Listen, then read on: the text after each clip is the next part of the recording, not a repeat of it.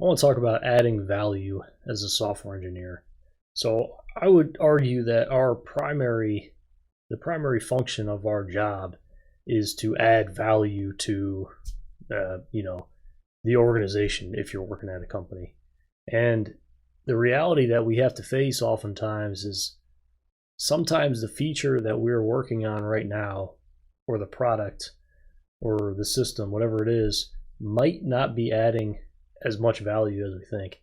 And unfortunately, sometimes as software developers, we tend to wedge ourselves into a corner because we're so far into the problem itself that we kind of lose sight as to how much time we're spending on the problem. Sometimes, if we're so deep in the weeds of the enhancement we're working on, the system, feature, product, whatever it is, that we tend to kind of block out external voices and until we figure out whatever it is we're working on, and then we figure it out and then we get feedback or we implement it or we deploy it, and then no one uses it or it doesn't really add any value. And that's often why sometimes our job is looked at as just purely an expense, because sometimes the stuff that we add, it sometimes it just doesn't add value. And the reality that we have to face is that it doesn't matter what technology we use. Nobody cares. It doesn't matter what language we wrote it in. The end user could care less about that because it's not about technology. It's not about language. It's not about servers, deployments, pipelines. None of that matters in the end. What matters is how much value is being generated by what you're actually doing. If you actually break your day to day down, you have to ask yourself, what am I actually doing? You know what I mean? Like, what are you actually working on that's making a difference where you are? Because if you're spending weeks and weeks and weeks working on this one little thing, but it's never used, did you add any value in that? Or did you just pick up your ticket and then just do it and then just move on to the next one? Which is fine. You can do that, but I think that we have to really focus in on, is the thing we're working on, is it of any value to work on? Is it any value to spend any time on? And if it's not, we got to push back on whoever it is. And I think that that's our job, especially as we're seeing just how fast stuff changes, how the market reacts so quickly to the smallest blip in a system, whatever it is, that we have to be okay with pushing back on to whoever it is. If it's the product owner, if it's manager, whoever it is, we have to push back and say, hey, I don't think that I should be working on this. I really don't think that this is a wise investment of anyone's time when we have all this technical debt we have to solve over here and we're stuck working on this feature that is pointless. And might need to get to the point to say, hey, I don't think that our team should be working on this. And that's a difficult conversation to have, but it's a necessary one, because sometimes when you have those, you never know where that conversation might, you never know where might bubble up to. Whoever might be hearing this conversation through the grapevine or whatever, you just never know. And I think it's in very much in our interest to argue back on pointless features and things that don't add value, because if we looked at in a year, 2 years, 3 years, nobody's going to remember that one thing that you spent a month or two on that you just were destroying yourself mentally because you couldn't figure out the problem. You spent all these extra hours trying to figure out this minute thing in the solution. Nobody cares, right? Because the thing itself isn't valuable because it's not being used. And that's hard truth to grasp. But if we allow ourselves to question it, I know I have this problem, right? I have this problem because I get so far into what I'm making that I'm afraid to backtrack on myself because it might, in my mind, I'm thinking, oh, it might make me look bad. It might make me look incompetent. I don't think that that's the case. I think that it shows you have a recognition to say, hey, after, adequate time of thinking through this, trying to make something, program it, whatever it is, I just don't think that this is valuable. I just don't think that this is what we should be spending time on, especially when we have XYZ we got to take care of, next week. And that's hard. And I think that that truly is one of the hardest things about our job is being able to push back on something when you don't feel confident that it's the right thing to be working on. And I know I get it. Sometimes it's not in our control to, dictate whatever we work on. And that's often a luxury if we get to pick and choose what we bring into our sprints. If we can talk to the product owner, if we can talk to a manager, that's great. But sometimes we don't have the luxury to truly, you know, create the sprints that we need. And we know, any developer watching this, we know that getting time to work on tech debt is near impossible, right? It's so hard to do because companies don't see value in maintaining. They only see value in adding anything that resembles the word new. And that's difficult because new does not equate to value adding. Sometimes maintenance equates to value adding, but it's hard to make that sales pitch to present that. Because let's face it, if you need to tackle a huge amount of tech debt, whatever it is, and we all know what technical debt is, but the company might not know that. Whoever is deciding these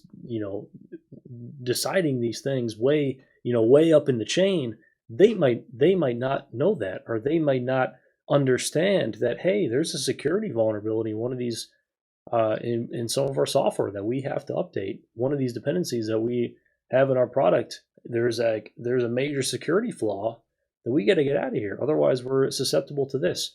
They might not know that, and it's difficult. And this is, I would say, one of the hardest things in our job is giving that sales pitch, because I think that it takes a level of certainty on our part to be absolutely sure that we are making the right choice to switch off of working on a feature to working on something that adds value like technical debt. But I think it also takes a level of confidence that we need to display on our part to be able to say, hey, I don't think we should be working on this.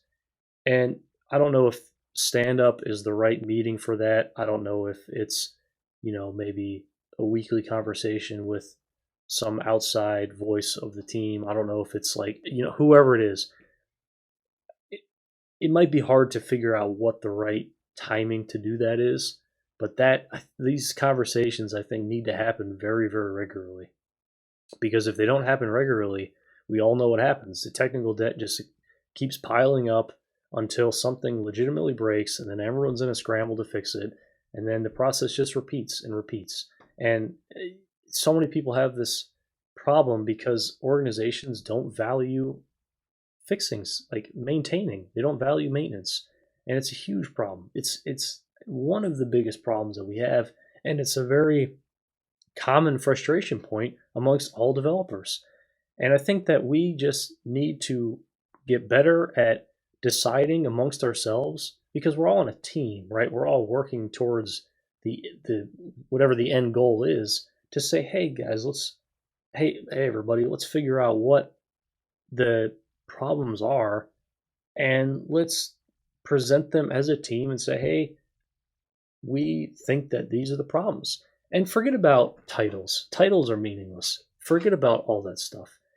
Just think about it in terms of what is going to bring us greater quality of life as an engineering team and bring greater value to the organization. And let's create a sales pitch amongst ourselves. If you need to get a team of developers to do that, then I think we should do that. And I think we need to get better at creating a community that helps each other out, whether it's in the same company or at different companies. We're all working in the same technologies. We're all using the same frameworks and dependencies. We all have the same problems. But for some reason, there's like a large discrepancy in terms of how these problems are tackled.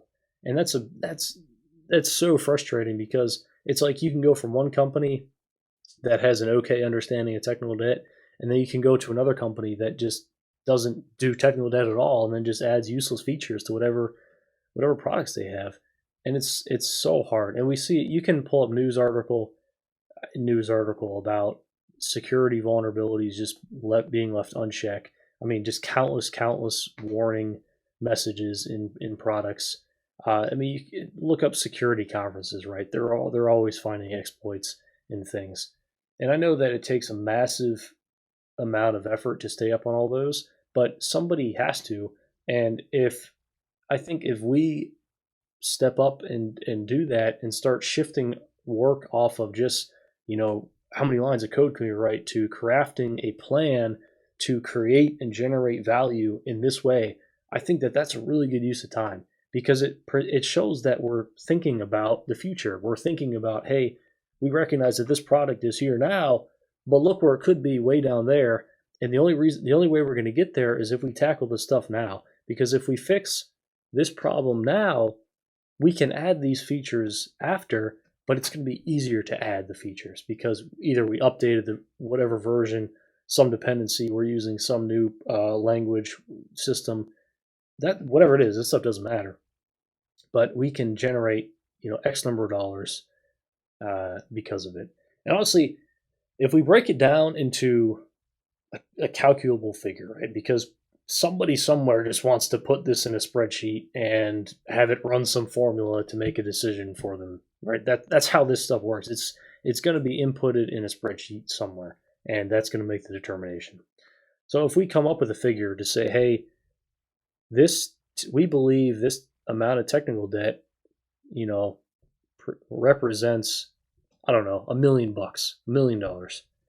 But we believe that we can solve this technical debt, and it's going to take this number of development hours, which figure out, okay, you make this much times by this hours, and you can get a rough expense and everything like that, and kind of weigh those two things and say, hey, we believe that it's going to take this much time, and time equates to money, right? That's just how it works. So I don't know a way to do this 100%, but I'm trying to think about it, how to make these plans more concrete because they're so necessary. It is absolutely essential. I mean, you can only have so many meetings where you talk about doing things until you actually start doing the things, and it's hard because it's one thing to say, hey, we need to upgrade this or we need to change the system, but if you never present a plan, it's never going to get executed on because you can't just start something with no plan. So if we as software engineers make a plan, we can try at least to help this technical debt problem. And I know some companies might shut this down. Some people might say, yeah, it's a great idea, then take it up to their, up the chain, and it might get shot down from up there, and then, give a reason, whatever. But at least we try, right? We have to try. And then if it fails, try again in a few weeks, next quarter, whatever. Just keep bringing it up every chance you get until we craft a plan. That's what it's all about, because that is what's going to generate value. And I'm not saying you can't add features or enhancements or makes like a product, whoever it is. I'm not saying you can't do that. I'm saying that stuff needs to be viewed in conjunction with this technical debt plan that adds value. And that's the difficult part. But I think that that's our job, is to make that plan. Nobody's going to make that plan for us. And forget about title. If you come in and you don't know anything about the system, you might have the best perspective because you might be able to see the problems inherent with it. If you've been around for a while, you might just be used to the problems. So titles, it doesn't matter. Everybody should be making these presentations, and everybody should be listening with equal, expectation as to whether or not something is going to be presented that can be actioned upon. And that's the thing that I think that should be remembered. Everybody can contribute to this plan, and I think everybody needs to contribute to it. And as developers, I think it's our responsibility to create that plan that adds value, and then create work for ourselves that we know is going to genuinely improve the thing that we're working on beyond just adding a band-aid over an existing problem. I'll see you on the next one.